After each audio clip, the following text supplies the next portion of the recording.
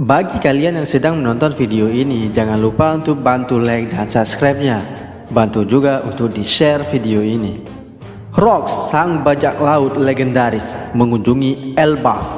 Ya, pulau ini memang Elbaf, tapi ayah sedang tidak berada di sini. Dia sedang dinas ke luar negeri, kata Loki kecil yang sedang berbicara dengan bajak laut Rox. Kalian ini manusia cebol ya? Aku baru pertama kali lihat. Ternyata kalian benar-benar bisa bergerak. Hahaha, anak yang mengemaskan. Tunggu sebentar. Tadi kau bilang ayah, jadi kau anaknya Hara. Dan Rox berkata, tapi meski sedang keluar negeri, pasti tetap ada cara untuk menghubunginya kan? Ngomong-ngomong, siapa namamu? Loki. Baiklah Loki, sekarang lakukan sesuai kata-kataku. Pulanglah ke rumahmu, lalu minta seseorang untuk menghubungi ayahmu dan mengatakan hal ini padanya. Loki terluka parah, jadi tolong segeralah kembali ke Elbaf. Hah? Kenapa aku harus menuruti kata-kata manusia sepertimu? Lagian, memangnya kau kira ayah akan langsung pulang hanya karena mendengar kabar kalau aku terluka? Padahal terlihat lemah, tapi berani sekali kau memerintahku. Tebasan pedang Rox memiliki kekuatan yang setara dengan hantaman palu raksasa atau tembakan meriam. Tebasan itu dikenal mampu mengempaskan semua yang berada di sekitarnya. Aduh, kata Loki. Fuhaha. Coba lihat, bukankah ini gawat? Loki terluka parah loh. Pertemuan pertama antara Harald dengan pria gila ini terjadi pada Leveli di suatu tahun. Terjadi kasus penculikan. 5 orang raja telah diserang dan diculik oleh seseorang. Pelakunya adalah seseorang pria bertubuh besar dan berpakaian hitam. Kau tidak akan bisa mengancamku dengan nyawa para raja itu. Sudah kuduga, tapi kini tanah suci telah dilanda kepanikan. Sepanjang sejarah, ini adalah pertama kalinya ada seseorang yang berhasil menyusup ke dalam kamar bunga yang terletak di bagian terdalam tanah suci. Orang itu mengaku sebagai pemuja Davy Jones. Namun setelah menyusup masuk, orang itu tidak melakukan apapun karena tahu bahwa tidak ada lagi yang bisa dilakukannya. Akan tetapi, dia meninggalkan sebuah pesan sebelum pergi. Aku pasti akan kembali ke tempat ini. Tentu saja insiden tersebut dirahasiakan dari publik. Lalu secara kebetulan ada seorang penyusup lagi yang masuk ke tanah suci di hari yang sama. Lihat, dia jauh lebih besar daripada raksasa. Aku ingin dia menjadi budakku. Jangan, sebaiknya kita bunuh saja. Lalu jadikan boneka pajangan. Prajurit, lindungi majikan kalian. Panas. Aku paham kalau negosiasi kita gagal. Aku juga paham kalau aku yang salah karena telah menyusup masuk kemari. Tapi kalian tidak perlu berbuat sejauh ini kan? Jangan sampai lolos. Pasti dia yang telah menculik para raja. Bukan, aku tidak melakukan hal seperti itu. Laksamana terluka parah. Pelakunya berlari ke arah istana. Semuanya waspadalah.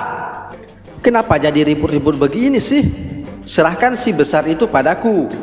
Pasti dia orang yang telah menculik para raja. Berani-beraninya dia menimpakan kesalahannya kepadaku.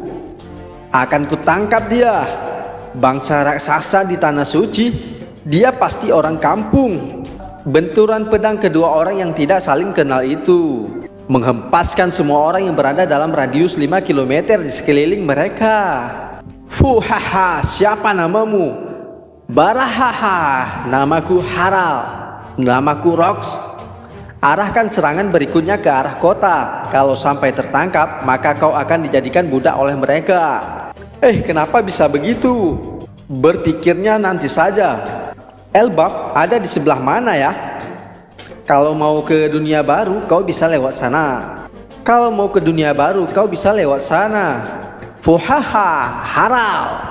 Kalau kau masih hidup, ayo kita bertemu lagi suatu hari nanti.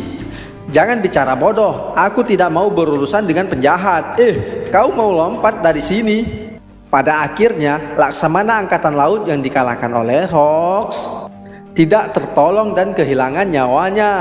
Lalu, berkat semua aksi yang dilakukannya pada hari itu, nama Rox sebagai seorang penjahat pun melambung dalam sekejap, hingga membuat gentar seisi dunia. Beberapa waktu kemudian, Rox menyerang sebuah kapal yang mengangkut upeti langit dalam jumlah besar untuk dibawa ke Mary Joyce. Selain itu, dia juga menghancurkan gerbang keadilan dan kembali melarikan diri. Rox pun memulai hidupnya sebagai seorang bajak laut dengan bermodalkan uang serta kapal yang diperolehnya pada saat itu. Semua aksi Rox selalu didasari oleh tindakan untuk menentang pemerintahan. Namun kali itu dia memilih sebuah kapal bajak laut sebagai sasaran berikutnya. Dalam dunia bajak laut ada sebuah permainan tradisional yang dikenal dengan nama Davy Back Fights. Itu adalah sebuah permainan tanpa belas kasihan saat kelompok bajak laut saling berduel untuk merebut rekan ataupun bendera lawan mereka. Rox pun memanfaatkan permainan tersebut untuk mengumpulkan awak yang dianggapnya memiliki potensi. Aku kenal orang yang sangat hebat, kalian pasti akan terkejut. Namun pada saat itu mereka tidak lebih dari sekedar kawanan penjahat dan masih belum memiliki bendera sendiri. Kemudian itu tempatnya. Mereka tiba di Elbaf. Elbaf, Kastil Aurus. Aku sangat cemas dan segera kembali secepat yang kubisa. Tapi syukurlah, kelihatannya lukamu sudah hampir pulih. Loki, ayah tahu bahwa kau punya tubuh yang kuat, tapi sebaiknya jangan terlalu sering bermain di Niflheim.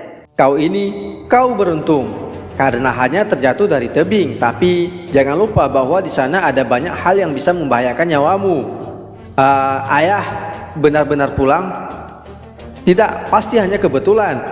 Mustahil dia pulang hanya demi diriku. Rox, aku sudah dengar soal reputasi kalian.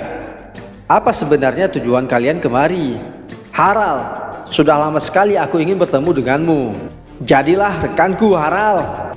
Pemerintah dunia tidak akan pernah mau mengabulkan keinginanmu. Pasti saat itu kau pun sudah paham kan? Terima kasih atas semua hidangannya ini. Jihaha. Jadi diakah Raja Elbaf? Tubuhnya besar sekali ya. Jangan bicara bodoh. Sekali saja aku melibatkan diri dengan penjahat terkenal seperti kalian, maka saat itu juga aku akan langsung kehilangan kepercayaan dari negara-negara lain. Jangan bilang begitu dong. Memangnya kau mau diatur-atur oleh pemerintah dunia? Karena itulah aku sedang mencari cara agar hal seperti itu tidak terjadi. Karena seharusnya semua orang memiliki hak yang setara. Jangan terlalu banyak bermimpi, Harald. Elbaf adalah negeri para prajurit terkuat.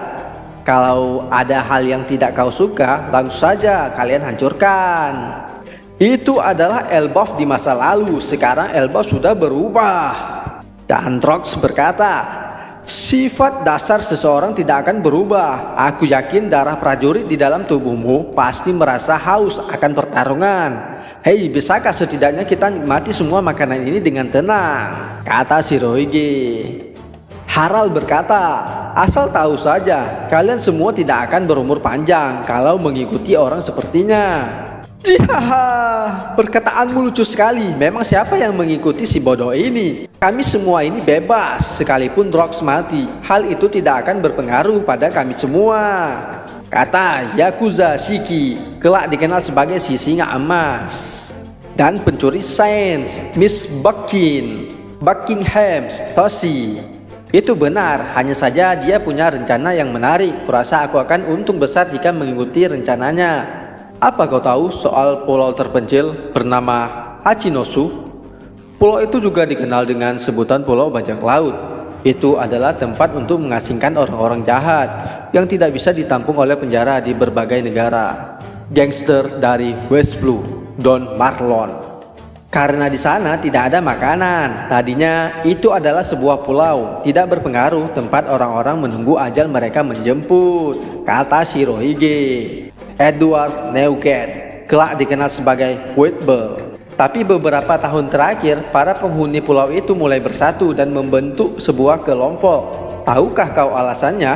Kata pemuka bajak laut, Ochoku, kelak menjadi gubernur Pulau Bajak Laut. Ternyata di pulau itu ada tambang emas. Sebuah organisasi dunia hitam yang mendengar kabar itu kemudian membantu para kriminal di sana. untuk mendapatkan kekayaan dalam jumlah besar. Pemerintah pun sangat marah saat mendengar hal itu, kata bajak laut penyelundup Ganzui.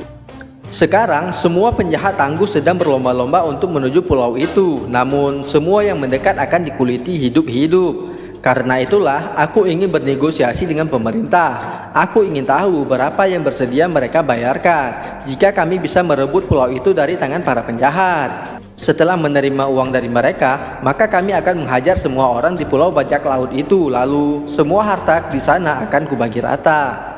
Tapi aku tidak akan menyerahkan pulau ataupun para penjahat di sana pada pemerintah. Aku akan menjadi penguasa Hachinosu. Aku akan menciptakan surga bagi bajak laut bersama para sampah pulau itu. Aku sudah bisa membayangkan ekspresi terkejut pemerintah dan angkatan laut saat melihat hal itu terjadi. Fuhahaha. Ini adalah babak awal dalam hidupku. Aku akan menjadikan pulau itu sebagai markasku, lalu menghancurkan angkatan laut dan menaklukkan tanah suci. Kemudian aku akan menjadi raja dunia ini. Kau ingin melawan dunia? Itu lawan yang terlalu besar. Aku tidak peduli kau mau berkata apa. Suatu hari nanti seseorang pasti akan melakukannya. Di dunia ini tidak ada kekuasaan yang abadi. Bergabunglah denganku, Harald. Jika bersama, maka tidak akan ada yang bisa mengalahkan kita berdua. Dan Loki berkata, tidak usah mengajakku. Aku punya negara untuk dipimpin. Aku tidak peduli dunia. Ayo kita rebut dunia ini. Tanpa disadarinya, diri Loki telah terselamatkan. 4 tahun pun berlalu dan Harald tidak pernah menerima ajakan tersebut. Hingga akhirnya Rock langsung menjalankan rencananya. Wajah-wajah terkenal yang ikut berpartisipasi dalam rencana Rock pun mulai beraksi. Semuanya, ayo kita berangkat untuk menguncang dunia ini. Awal sebuah legenda.